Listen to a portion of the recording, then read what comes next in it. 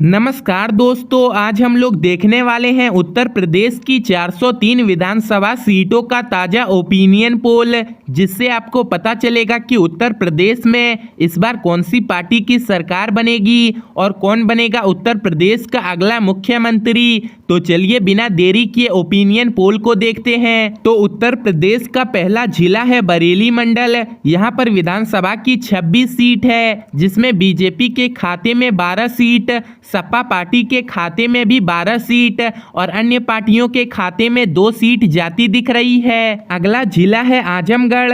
यहाँ पर विधानसभा की 23 सीट है, जिसमें बीजेपी पार्टी के खाते में 8 सीट, सपा पार्टी के खाते में 15 सीट और अन्य पार्टियों के खाते में 0 सीट जाती दिख रही है। वहीं अगला जिला है प्रयागराज।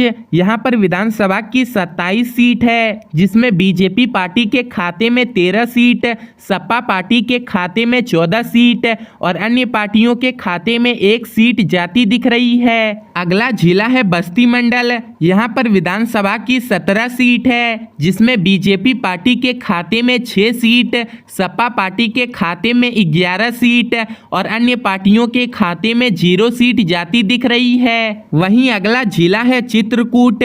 यहाँ पर विधानसभा की 19 सीट है, जिसमें बीजेपी पार्टी के खाते में 12 सीट, सपा पार्टी के खाते में 7 सीट और अन्य पार्टियों के खाते में 0 सीट जाती दिख रही है। अगला जिला है देवीपाटन।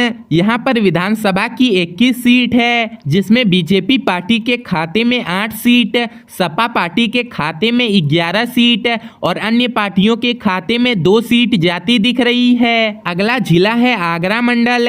यहाँ पर विधानसभा की 23 सीट है, जिसमें बीजेपी पार्टी के खाते में 11 सीट, सपा पार्टी के खाते में 12 सीट और अन्य पार्टियों के खाते में 0 सीट जाती दिख रही है। वहीं अगला जिला है अलीगढ़।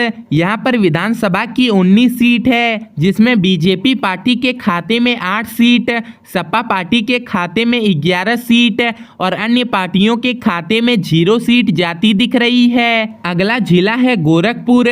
यहाँ पर विधानसभा की 26 सीट है, जिसमें बीजेपी पार्टी के खाते में 15 सीट, सपा पार्टी के खाते में 10 सीट और अन्य पार्टियों के खाते में 1 सीट जाती दिख रही है। वहीं अगला जिला है अयोध्या।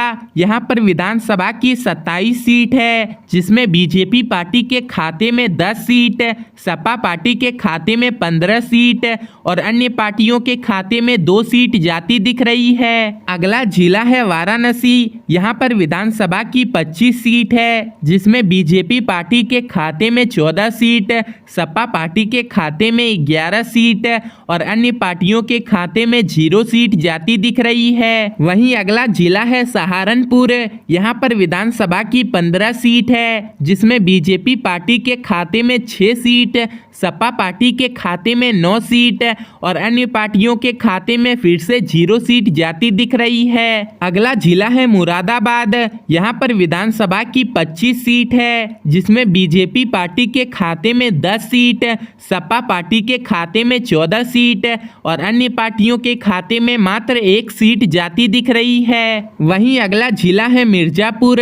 यहाँ पर विधानसभा की 12 सीट है, जिसमें बीजेपी पार्टी के खाते में 5 सीट, सपा पार्टी के खाते में 7 सीट और अन्य पार्टियों के खाते में 0 सीट जाती दिख रही है। अगला जिला है मेरठ मंडल।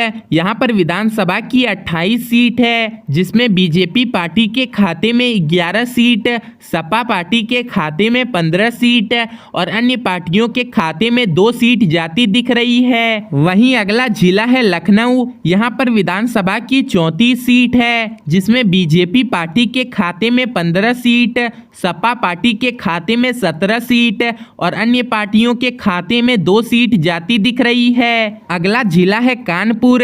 यहाँ पर विधानसभा की 20 सीट है, जिसमें बीजेपी पार्टी के खाते में 8 सीट, सपा पार्टी के खाते में 11 सीट और अन्य पार्टियों के खाते में 1 सीट जाती दिख रही है। वहीं अगला जिला है झांसी। यहाँ पर विधानसभा की 16 सीट है, जिसमें बीजेपी पार्टी के खाते में 8 सीट, सपा पार्टी के खाते में 7 सीट और अन्य पार्टियों के खाते में 1 सीट जाती दिख रही है। तो उत्तर प्रदेश की 403 विधानसभा सीटों में बीजेपी पार्टी को 179 सीट, सपा पार्टी को 209 सीट और अन्य पार्टियों को 15 सीटें जाती दिख रही है। यानी कि दोस्तों उत्तर प्रदेश में इस बार सपा पार्टी की सरकार बन सकती है और अखिलेश यादव उत्तर प्रदेश के नए मुख्यमंत्री बन सकते हैं।